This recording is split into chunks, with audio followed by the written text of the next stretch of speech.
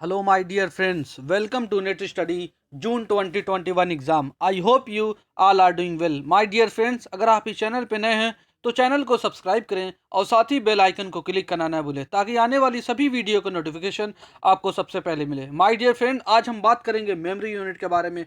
इससे पहले हमने जो लेक्चर लिए हैं वो input unit and output unit और उसके बाद सीपीयू पर हमने काफ़ी इंटरेस्टिंग वे में लेक्चर लिए हैं. आपने अगर इसको नहीं देखा है तो आप इसको ज़रूर देखें. इसका लिंक हमने वीडियो के डिस्क्रिप्शन बॉक्स में प्रोवाइड करा दिया है या ऊपर आई बटन पे क्लिक करके आप इसको देख सकते हैं. आइए चलते हैं, देखते हैं मेमोरी यूनिट होती क्या है, उसके बारे में चर्चा करते हैं आपसे.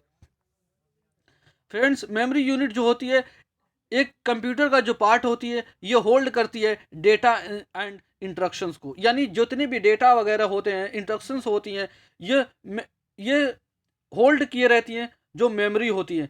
और ये जो मेमोरी होती है वो कंप्यूटर का एक पार्ट होती है. और कहा गया कि ये रिस्पॉन्सिबल होती है टू स्टोर द प्रोग्राम्स और डेटा ऑन टेम्परेरी और परमानेंट बेसिस. और ये जो रिस्पॉन्सिबल होती है, ये जो यूनिट है, मेमोरी यूनिट है, वो रिस्पॉन्सिबल होती है प्रोग्राम को और डेटा को टेम्परेरी और परमानेंटली बेसिस पे स्टोर करने के लिए. आइए चलते हैं, देखते हैं आगे क्या कहा गया कि जो टाइप्स ऑफ मेमोरी है उसको दो कैटेगरी में बांटा गया है. पहली को प्राइमरी मेमोरी, मेन मेमोरी के नाम से जाना जाता है, और सेकेंडरी मेमोरी या ऑक्सिलरी मेमोरी के नाम से जाना जाता है. तो सबसे पहले हम बात करेंगे प्राइमरी मेमोरी होती क्या है, उसके बारे में चर्चा करते हैं आपसे. कहा गया कि जो प्राइमरी मेमोरी होती है ये कंप्यूटर से डायरेक्ट कनेक्ट होती है, सीपीयू से डायरेक्ट कनेक्ट होती है, जो कम्युनिकेट करने के लिए होती है. और इसको मेन मेमोरी या इंटरनल मेमोरी के नाम से भी जाना जाता है.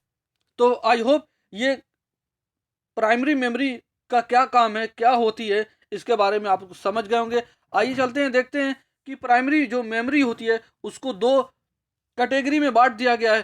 पहले को रैम और दूसरे को रोम कहा जाता है. रैम का जो फुल फॉर्म होता है रैंडम एक्सेस मेमोरी, और रोम का जो फुल फॉर्म होता है रीड ओनली मेमोरी. तो सबसे पहले हम बात करेंगे रैम के बारे में कि रैम क्या होती है. ये काफ़ी इंपॉर्टेंट है माय डियर फ्रेंड, आप इसको ध्यान से सुने और देखें ताकि आने वाले जो एग्ज़ाम है उसमें अगर इस तरीके के क्वेश्चन बने तो आप उसको ज़रूर सॉल्व कर ले जाएं. तो आइए चलते हैं, देखते हैं रैम होती क्या है.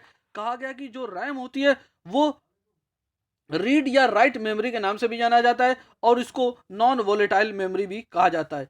और ये सीपीयू जो होता है उसको सीपीयू जो होता है अलाउ करता है कि वो जो डेटा इंस्ट्रक्शंस वगैरह हैं उसको रीड और साथ ही साथ राइट करता रहे.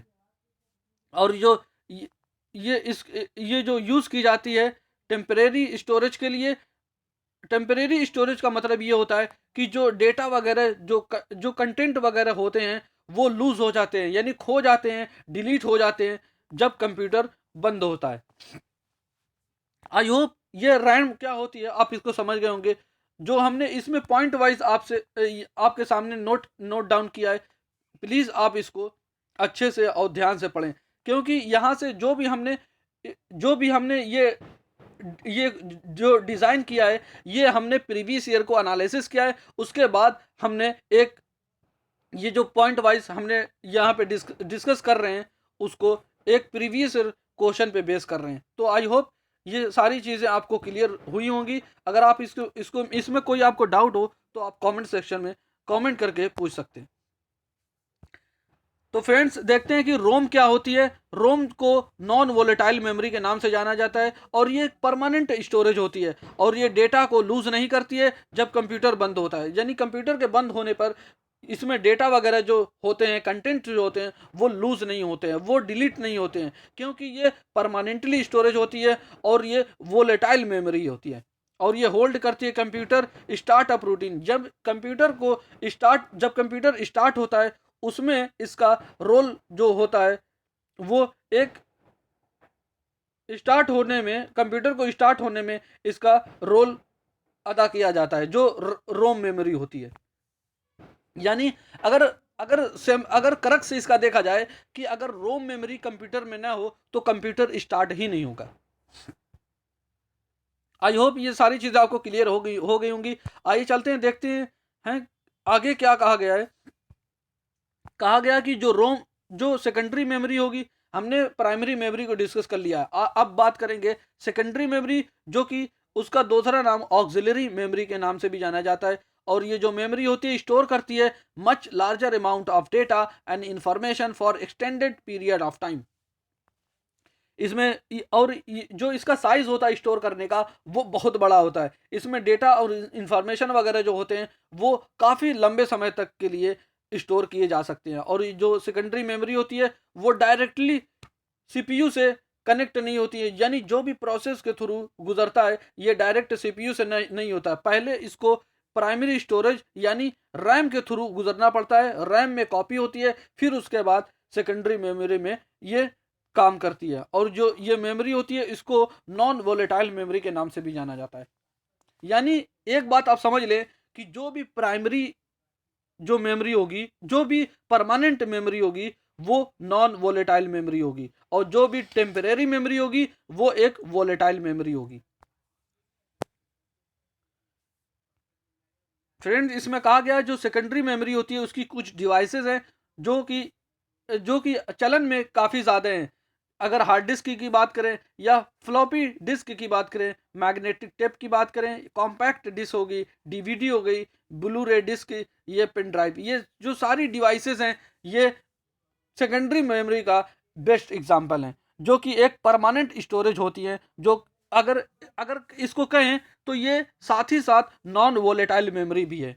यानी सिर्फ सेकेंडरी मेमोरी को हम नहीं कह सकते, लेकिन अगर इसमें क्वेश्चन ये पूछा जा सकता है कि हार्ड डिस्क एक वोलेटाइल मेमोरी है या नॉन वोलेटाइल मेमोरी है, परमानेंट स्टोरेज है या टेम्परेरी स्टोरेज है, यहाँ से क्वेश्चन डायरेक्ट पूछा जा सकता है।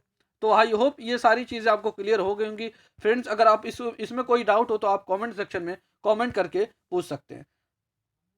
माय डियर फ्रेंड, अगर आपको ये वीडियो अच्छी लगी तो वीडियो को ज़रूर लाइक करें और अपने फ्रेंड के साथ ज़्यादा से ज़्यादा शेयर करें। अगर आप इस चैनल पे नए हैं तो चैनल को सब्सक्राइब करें और साथ ही बेल आइकन को क्लिक करना ना भूलें, ताकि आने वाली सभी वीडियो का नोटिफिकेशन आपको सबसे पहले मिले।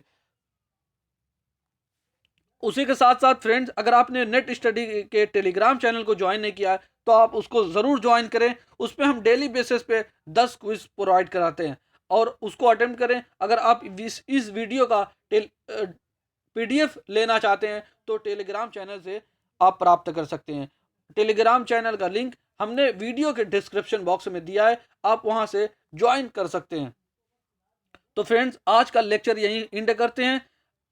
Thank you for watching video. God bless you all.